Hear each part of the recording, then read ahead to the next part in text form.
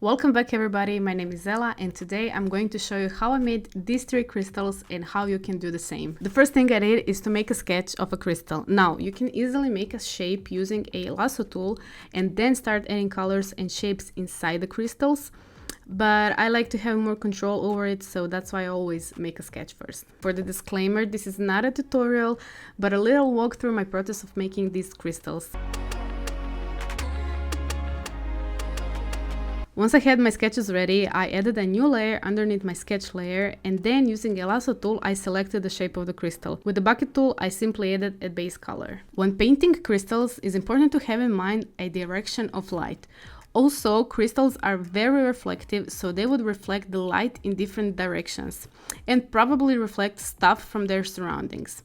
That's why they would have various colors and reflected light in different places. I would recommend researching real-life crystals and trying to spot how they behave and reflect light. After that, I wanted to sharpen the shapes of the crystal, so I used a texture brush, lowered the opacity and size, and lightly added those highlighted edges. Then I simply added some scratches or cracks to give them more realistic texture, while they do have imperfections in real life. I went back to the selections, I selected areas one by one, and with the different blending modes, I painted the highlights and shadows to give them more sharpness. I used color dodge and soft light for highlights and multiply for the shadows. Basically, when you want to paint a stylized crystal like this one, you can choose a color palette and just experiment with the colors.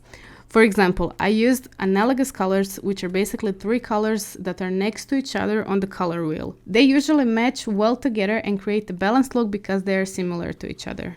For the final touches, I added a little bit more highlights and glow behind the crystal. I repeated the same process for the next two crystals, but you may notice that they are a little bit more complex than the first one. Note that this is a very simplified version of crystals and I didn't want to overcomplicate this process. You can always add more highlights, make them translucent, and if you want me to make a little bit more advanced crystals, just let me know in the comments. The crystal itself has a lot of reflection that comes inside and it bounces everywhere, so it's always very useful to take the time to study those things because they will be definitely useful in the future. I try to follow the same light direction, but sometimes you just need to follow the process and make it your own. As I said, try using real-life pictures of crystals, but also a painted versions from other artists just to understand more what they thought when they were doing it. I actually always like to have a mood board of references while I'm painting. Again, I used color dodge and multiply to sharpen those highlights and shadows. With the second crystal, I kept the simple color palette with pink, purple and blue. And the third one has a little bit more complex shape. Crystals often appear in groups of columns, so when drawing and painting them, it is important to place correct shadows and highlights to make them three-dimensional. I basically repeat the same process as for the past two crystals, but here I'm a little bit more focused on those shapes. Here I kept the very simple color palette by using only magenta color and purple with a touch of a blue at the end. I actually realized that I kept going with a cool color palettes all over again, but I actually like how those colors work together.